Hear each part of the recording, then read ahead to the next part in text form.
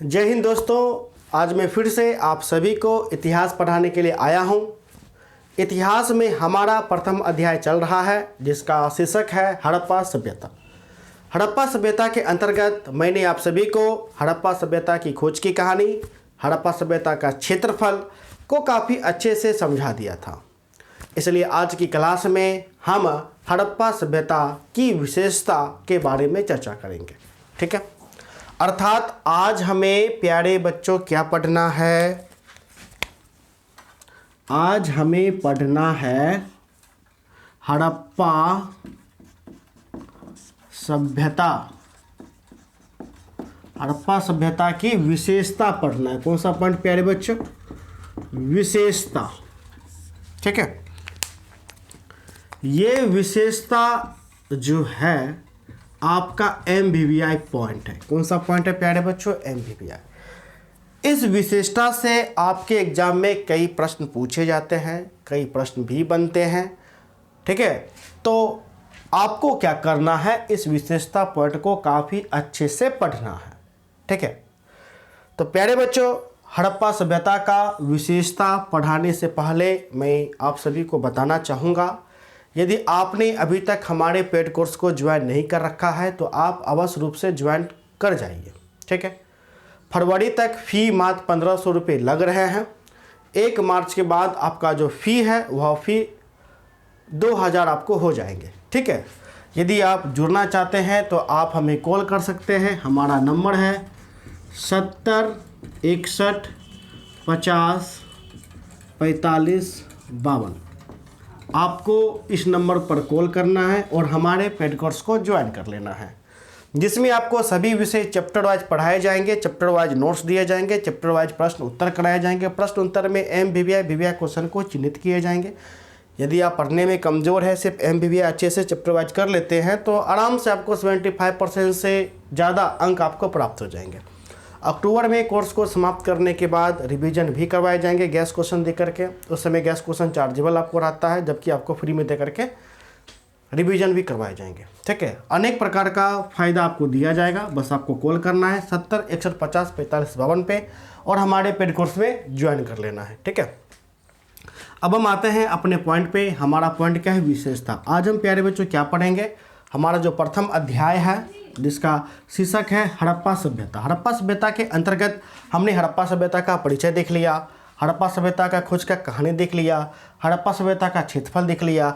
इसलिए प्यारे बच्चों आज हम हड़प्पा सभ्यता का विशेषता देखेंगे। क्या देखेंगे प्यारे बच्चों? विशेषता। ठीक है, तो प्यारे बच्चों हड़प्पा सभ्यता का बहुत ज़्यादा विशेषता है। इन्हीं विशेषता के कारण आज हम लोग हड़प्पा सभ्यता को क्या करते हैं? तो प्यारे बच्चों अध्ययन करते हैं। हड़प्पा सभ्यता के विशेषता पॉइंट से ही हमें भली भांति पता चल पाता है कि आखिर हम हड़प्पा सभ्यता का अध्ययन क्यों करते हैं, अध्ययन करके हमें क्या उनसे सीख मिलता है, हमें क्या शिक्षा मिलता है। क्योंकि प्यारे बच्चों देखिए, हम कुछ भी पढ़ते हैं इतिहास के अंतर्गत बीती हुई बातों को, तो कहीं ना कहीं हमें उनसे कुछ शिक्षा मिलता है। ठीक है, तो हम जो कक्षा 12वीं में हड़प्पा सभ्यता जो पढ़ रहे हैं, आखिर इस अध्याय से हमें क्या शिक्षा मिलेगा, हमें क्या सीख मिलेगा, तो आपको इस विशेषता पॉइंट को भली भांति पता चलेगा कि आखिर हड़प्पा सभ्यता से हमें क्या सीख मिल रहा है। आज से 5000 वर्ष पूर्व के लोग किस प्रकार से रहते थे और आज हम किस प्रकार से रह रहे हैं। ठीक है, तो प्यारे बच्चों ये जो हमारा विशेषता पॉइंट है, यदि मैं विशेषता की बात करूं हड़प्पा सभ्यता की विशेषता, तो हड़प्पा सभ्यता का यूं तो बहुत सारा विशेषता है जिसे मैं आपको क्रमबद्ध तरीके से बताऊंगा। तो सभी विशेषता में से जो सबसे बड़ा विशेषता है प्यारे बच्चों क्या? तो जो सबसे बड़ा विशेषता है वह विशेषता है नगर नियोजन।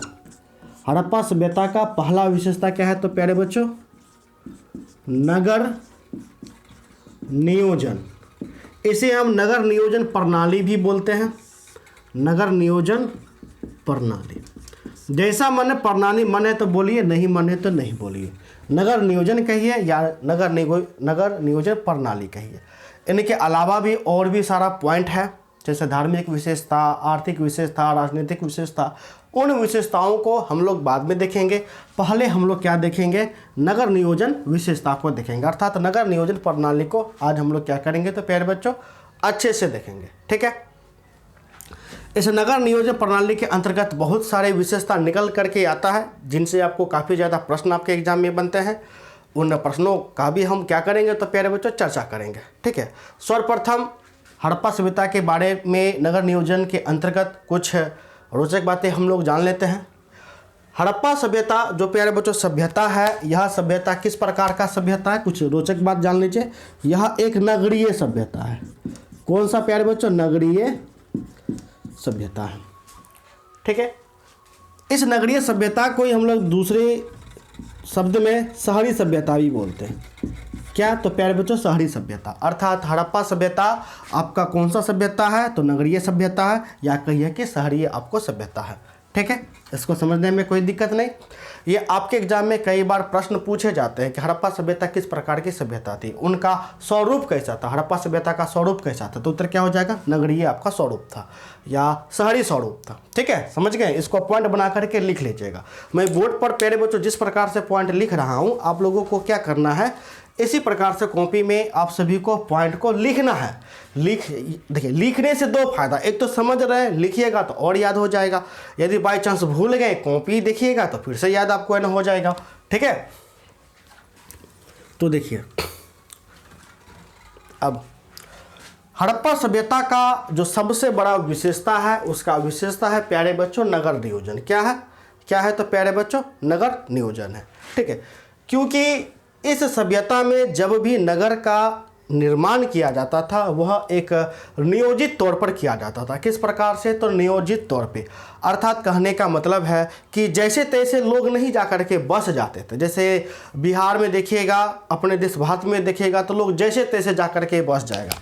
कोई यहाँ घर बनाएगा, कोई यहाँ घर बनाएगा, तो जिस कारण जो सड़क होता है, जो गली होता है, ऐसे ऐसे जाता है, ऐसे ऐसे टेढ़ी मेरी टेढ़ी मेरी टेढ़ी मेरी ऐसे ऐसे जाता है कि नहीं जाता? कोई यहाँ बस गया, कोई यहाँ बस गया, कोई यहाँ बस गया। तो हड़प्पा सभ्यता में ऐसा आपको नहीं था।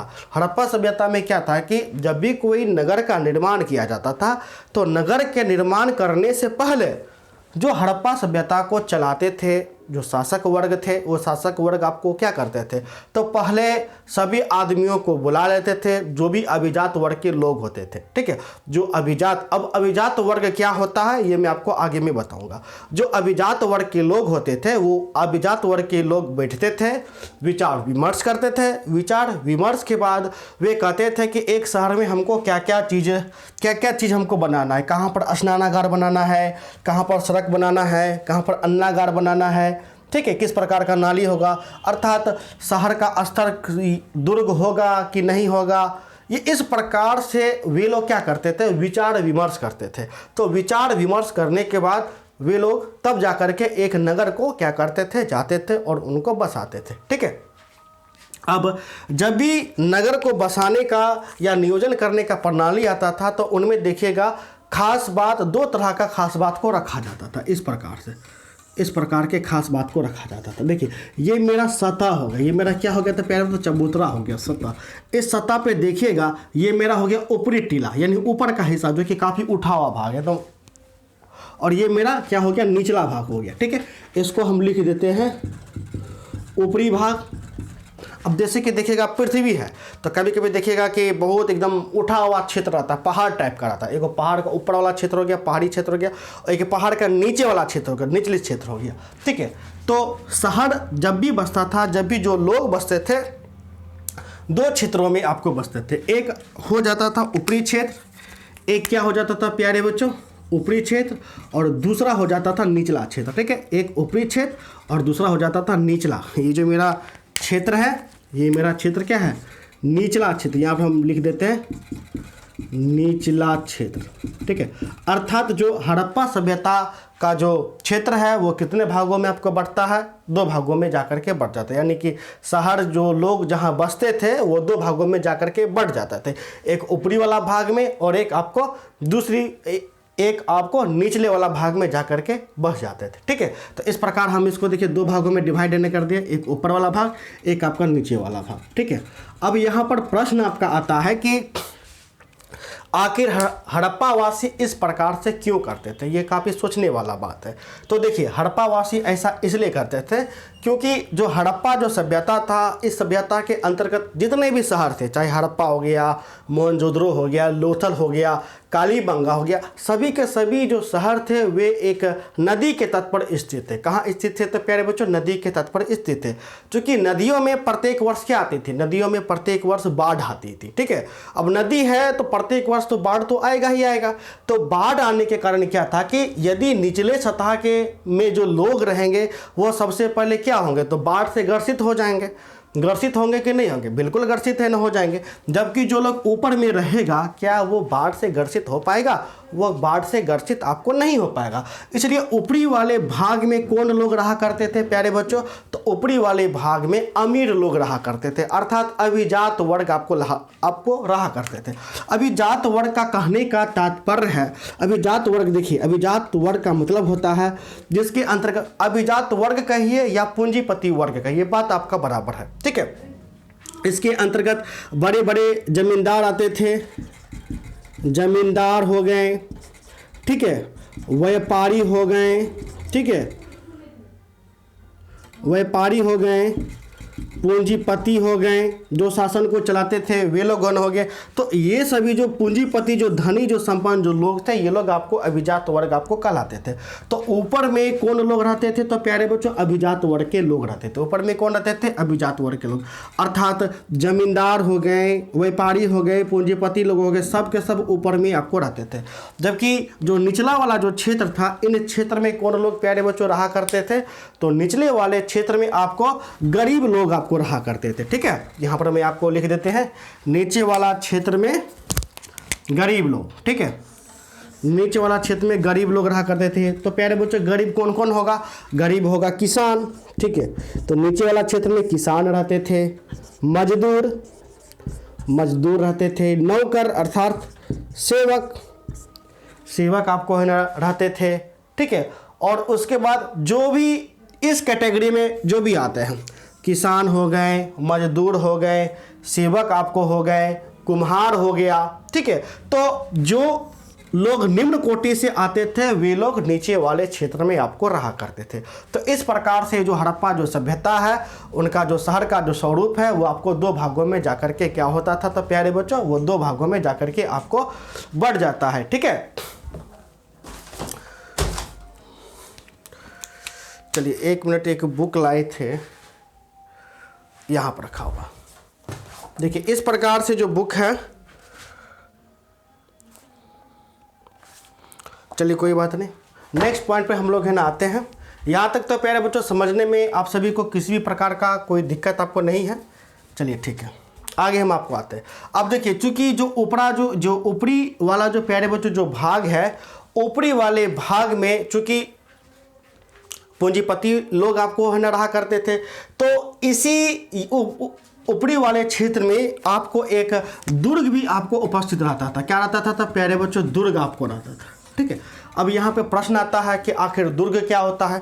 तो देखिए दुर्ग में क्या होता है कि इस पूरे शहर का रक्षा के लिए जितना भी संसाधन हो गए, शहर की रक्षा के लिए संसाधन, वो सारा का सारा संसाधन इस दुर्ग में आपको रहता था। ठीक है, इसके अलावा जो भी विचार विमर्श किया जाएगा शहर के हित के लिए, सभ्यता के हित के लिए, जैसे मान के चलिए कि हमको कोई उत्थान का काम करना है, कोई सड़क बनाना है, कोई शहर बनाना है, तो उसका विचार विमर्श जो है इसी दुर्ग में आकर के लोग आपको किया करते थे। तथा रक्षा संबंधित जो भी अस्त्र होते थे, शस्त्र होते थे, सारा का सारा इसी दुर्ग में सबको सुरक्षित ढंग से आपको रखा करते थे। ठीक है, अब आपको जानकर बेहद हैरानी होगी कि हड़प्पा जो सभ्यता है, हड़प्पा सभ्यता में जो राजा होता था वो आपको राजा नहीं होता था, अर्थात हड़प्पा सभ्यता में राजतंत्र आपको नहीं था। ठीक है, राजतंत्र नहीं था। जब प्यारे बच्चों राजतंत्र आपको होगा ही नहीं तो क्या हड़प्पा सभ्यता में राजा होगा? बिल्कुल नहीं, हड़प्पा सभ्यता में कोई राजा नहीं हुआ करता था। इसलिए आप देखिएगा कि हड़प्पा सभ्यता में कोई राजा का नामो निशान आपको देखने को नहीं मिलेगा। तो हड़प्पा सभ्यता को किस प्रकार चलाया जाता था? तो प्यारे बच्चों हड़प्पा सभ्यता को चलाने के लिए जो अभिजात वर्ग के लोग थे, अर्थात जो भी पूंजीपति वर्ग थे, जैसे व्यापारी हो गया, जमींदार हो गए, बड़े बड़े जमींदार हो गए, ठीक है, तो वे लोग क्या करते थे कि कुछ राशि को वह ले करके जो भी कार्य जो करना है तो विचार विमर्श खुद में ही करके वो इस प्रकार से क्या करते थे, तो इस प्रकार से आपको हड़प्पा सभ्यता को चलाते थे। जैसे मान के चलिए हमारा बिहार ही हो गया, हमारे बिहार को कौन आपको है चलाते हैं, जैसे जो यहाँ का जो दल है, तब जैसे नीतीश कुमार, तो नीतीश कुमार कोई भी डिसीजन लेता है वो तो खुद से नहीं लेता है, तो जब डिसीजन लेने की बारी आता है तो बहुत सारा मंत्री भी होता है, उनसे राय विचार विमर्श किया जाता है, तब कोई नियम आपको लगता है। ठीक है, तो इस प्रकार से शासन व्यवस्था कहाँ था, तो आपको हड़प्पा सभ्यता था। तो आप देखिए राजतंत्र में क्या होता है, राजतंत्र में एक राजा होता है। अब राजा क्या होता है कि सर्वोपरि होता है। मान के चलो मैं राजा हूँ, यदि मैं अपने सभ्यता को कहा कि आज रात नहीं है दिन है, तो जनता दिन ही मानेगा। क्या मानेगा, दिन ही मानेगा। यदि मैं बोलूँगा ये पेन नहीं है, ये क्या है, ये पेंसिल है, तो आप लोग पेंसिल ही इसको मानेगा। क्यों मानेगा, क्योंकि आप जानते हैं मैं राजा हूँ, जबकि आप जानते हैं कि ये पेन है। यदि आप मेरी बात को काट दिए तो हो सकता है कि हम आपको काट के फेंक दें। इस प्रकार से आप कई बार देखे हैं ना होंगे, मूर्ख राजा की कहानी सुने होंगे। तो इस प्रकार से जो हड़प्पा जो सभ्यता है, आपको राजतंत्र आपको नहीं हुआ करता था, अर्थात यहाँ जो राजा था वो राजा आपको नहीं होता था। ठीक है, तो ये जो दुर्ग जो उपस्थित होता था प्यारे बच्चों, ये दुर्ग किस, तो ऊपरी सतह में आपको उपस्थित होता था। ये जो दुर्ग था जो होता है ये ऊपरी सतह में उपस्थित होता था, जो कि जाहिर सी बात है जो भी अभिजात वर्ग के लोग हैं वो ऊपरी भाग पे रहा करते थे, तो दुर्ग भी ऊपरी जगह पर ही आपको है ना होगा। तो इस प्रकार से आपको सर्वप्रथम क्या किया जाता था, तो प्यारे बच्चों एक आपको जब भी शहर का रचना किया जाता था तो इस प्रकार से आपको नियोजन प्रणाली के अंतर्गत वे सभी आपको आते थे। ठीक है, अब जब भी शहर जब आपको बन करके प्यारे बच्चों तैयार हो जाता था, एक नगर बन करके तैयार हो जाता था, तब क्या किया जाता था, इस नगर को चार दीवारी से घेर दिया जाता था। नगर को क्या किया जाता था, तो प्यारे बच्चों चार दीवारी से घेर दिया जाता था। इसी हम किला बंद भी कहते हैं। क्या कहते हैं, तो प्यारे बच्चों किला बंद। ठीक है, अर्थात ये क्या हो गया, तो ये आपका किला हो गया। चार दीवारी से घेर करके बीच में हम किला बना दें, इधर किला इधर किला इधर किला, किला हो गया जाने का रास्ता इस प्रकार से, और चार दीवार मतलब दीवार। ठीक है, तो जो हड़प्पा वासी है वो नगर को दीवारों से घेर क्यों दिया करते थे, तो इसका मुख्य कारण है कि बाढ़ आने की समस्या। क्योंकि प्रत्येक वर्ष बाढ़ आती थी तो यह दीवार क्या करता था, तो बाढ़ को रोके रखता था। पहला तो फायदा आपका यह हो गया कि बाढ़ से बचाव हो गया। दूसरा फायदा यह है कि जो हड़प्पा सभ्यता है, यह हड़प्पा सभ्यता काफ़ी विकसित सभ्यता थी, तो जिस कारण इस सभ्यता को हर कोई लूटना चाहता था, इसलिए इस दीवार के हो जाने से आक्रमण कोई कर नहीं पाता था। ठीक है, जब भी कोई आक्रमण करने के लिए आता था तो सर्वप्रथम क्या, इसको दीवार को पार करना पड़ेगा। तो जिस कारण इनका जो शहर जो होता था, इनका शहर आपको काफ़ी ज़्यादा सुरक्षित आपको रहता था। ठीक है, तो प्यारे बच्चों मुख्य रूप से इतना समझने में तो कोई दिक्कत आपको नहीं हुआ होगा। मैंने जो कहा कि हड़प्पा सभ्यता दो भागों में बटा हुआ था, इसका शहर का स्वरूप, ये ज़्यादातर आपको बटे हुए थे, 90% आपको बटे हुए थे। कुछ ऐसे शहर थे जो 3 भागों में बटे हुए थे, और कुछ ऐसे शहर थे जो बल्कि एक ही भाग में थे। ठीक है, तो उनका मैं नाम आपको मैं लिख में देता हूँ। ठीक है, धोलावीरा जो शहर था ये 3 भागों में बटा हुआ था, आप लोग कॉपी में लिख लीजिए धोलावीरा। हालांकि आपके एग्जाम में ये सब नहीं आते हैं। धोलावीरा 3 भाग में बटा हुआ था, और जो लोथल था प्यारे बच्चों बस ये एक ही भाग में था। लोथल आपको एक ही भाग में था। ठीक है, एक ही भाग में था। तो हालांकि ये सब काफ़ी ज़्यादा एडवांस नॉलेज हो गया, आपके 12th के लेवल का नहीं है, फिर भी मैं बता दिया। आपको मन है तो नोट करके इसको आप रख सकते हैं। यदि आपके एग्जाम में आएगा कि कितने भागों में बटा हुआ था, तो आपको बस 2 भागों में उत्तर दे करके आपको क्या करना था प्यारे बच्चों, आपको निकल जाना है। ठीक है ना। अब हम आते हैं नेक्स्ट पॉइंट पे। तो यहाँ तक तो प्यारे बच्चों समझने में आप सभी को कोई दिक्कत नहीं। ठीक है,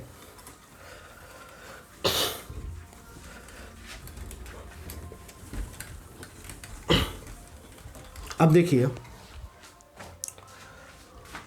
हड़प्पा सभ्यता में जब आपको नगर निर्माण जब होता था, इनमें जो सबसे बड़ा जो प्यारे बच्चों ध्यान में जो रखा जाता था, आपको देखिएगा कि जब नगर का जब खुदाई हुआ था, हड़प्पा का खुदाई हुआ, ठीक है, मोहनजोदड़ो का खुदाई हुआ, तो खुदाई में हमें क्या पता चला। यदि मैं सड़क पॉइंट को मैं लेता हूँ, अब आपको लेना है इस नगर नियोजन प्रणाली के अंतर्गत जो सबसे जो प्रमुख निकल करके आता है वो प्यारे बच्चों आता है सड़क आता है। क्या आता है तो प्यारे बच्चों सड़क। आपको हड़प्पा सभ्यता का जितने भी बड़े बड़े शहर निकले, सभी शहर का जो सड़क जो होता था वो सड़क कैसा होता था? तो प्यारे बच्चों एकदम सीधा होता था। ये देखिए सीधा है कि नहीं सीधा है, ठीक है। तो मान के चलिए जो लोग पूरब से पश्चिम जाता है तो जरूरी थोड़ी है कि पूरब से पश्चिम जाएगा, उत्तर से तो दक्षिण हो जाएगा। तो उत्तर से दक्षिण देखिए हम बना दिए कि नहीं दोनों। तो हड़प्पा जो सभ्यता था, हड़प्पा सभ्यता का जितना भी नगर था, चाहे मोहनजोदड़ो हो, लोथल हो, ठीक है, हड़प्पा हो, सभी का जो सड़क जो देखा गया वो सड़क कैसा देखा गया था प्यारे बच्चों? एकदम सीधा सीधा आपको दिखा गया। जब सड़कें आपस में मिलती थी, मान के चलिए सड़क यहाँ पर आपस में मिल गए, अब मिल गए तो इसको देखिए गोल गोल घेर देते, तो ये पूरा वृत्त कितना हो गया? 360 का हो गया, 360 का। अब ये कितना खेम्बा? 1 2 3 4, 4 खेम्बा। देखिए 4 को हम भागा करेंगे तो मेरा कितना निकला? तो प्यारे बच्चों 90।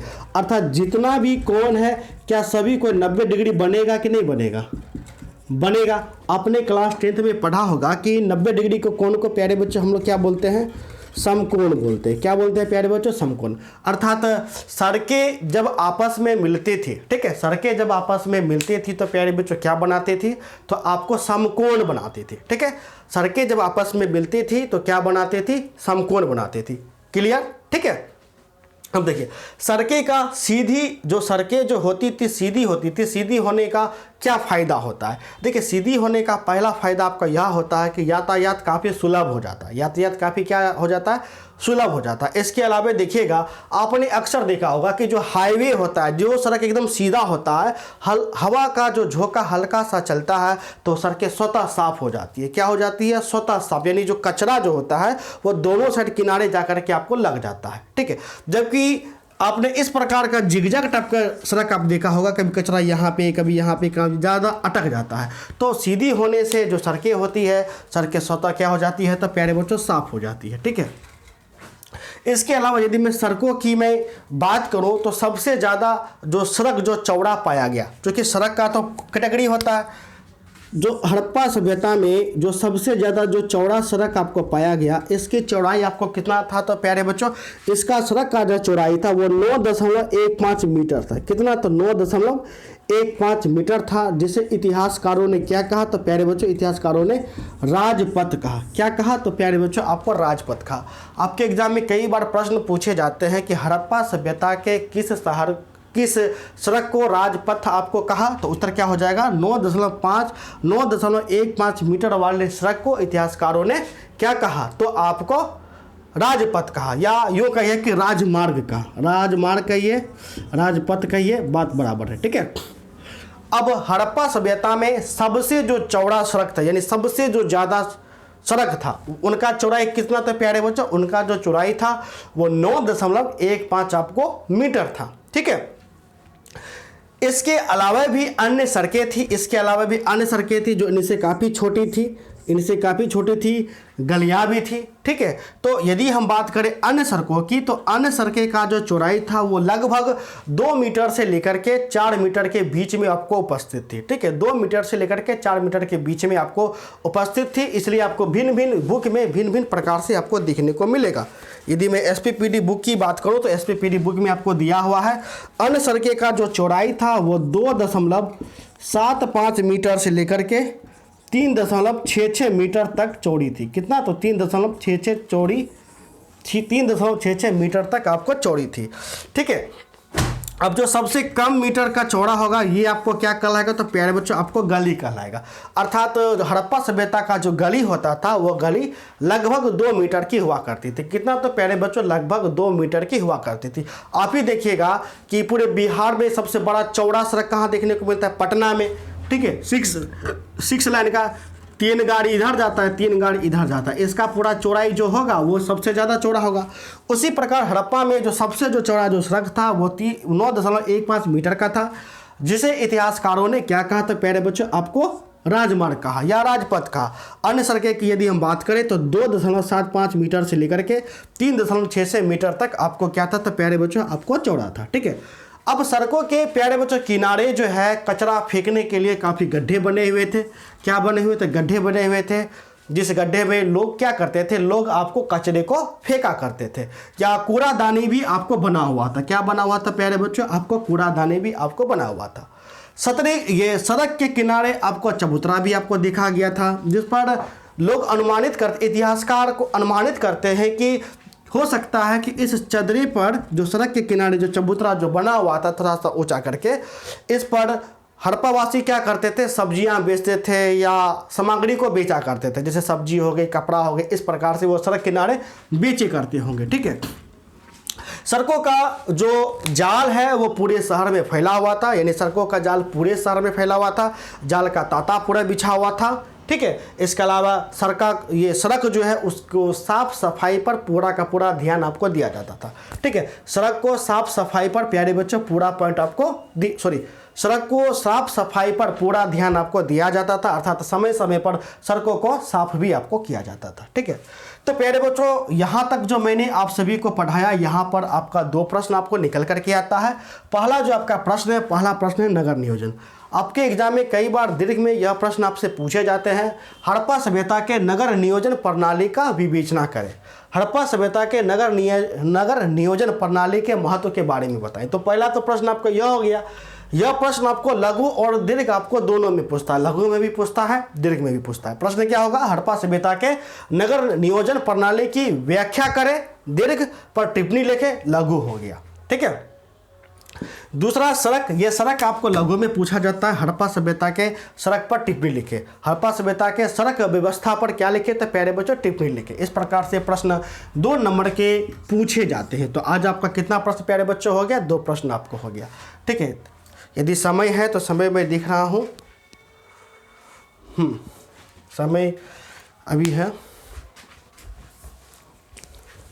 नेक्स्ट पॉइंट आपको प्यारे बच्चों आपका जो निकल करके आता है वह आपका निकल आता है स्नानागार, नहीं स्नानागार ने जल निकास प्रणाली।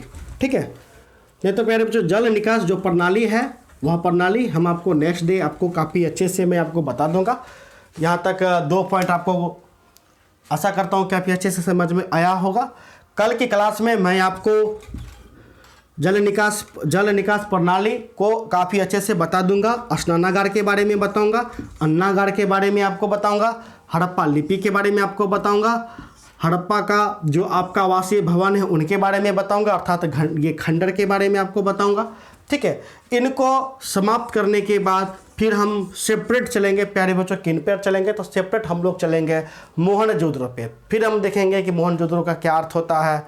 ठीक है, तो प्यारे बच्चों यदि आपने अभी तक हमारे पेड कोर्स को ज्वाइन नहीं कर रखा है तो आप अवश्य रूप से हमारे पेड कोर्स को ज्वाइन कर लीजिए। फरवरी तक आपको मात्र 1500 रुपये लग रहे हैं। आज आपका 23 फरवरी आपका हो गया। ठीक है, 28वां महीना लग रहा है, मुश्किल से 5 दिन बचे हुए हैं। 1500 आपका लग रहा है, 1 मार्च से आपको 2000 फी आपको हो जाएंगे।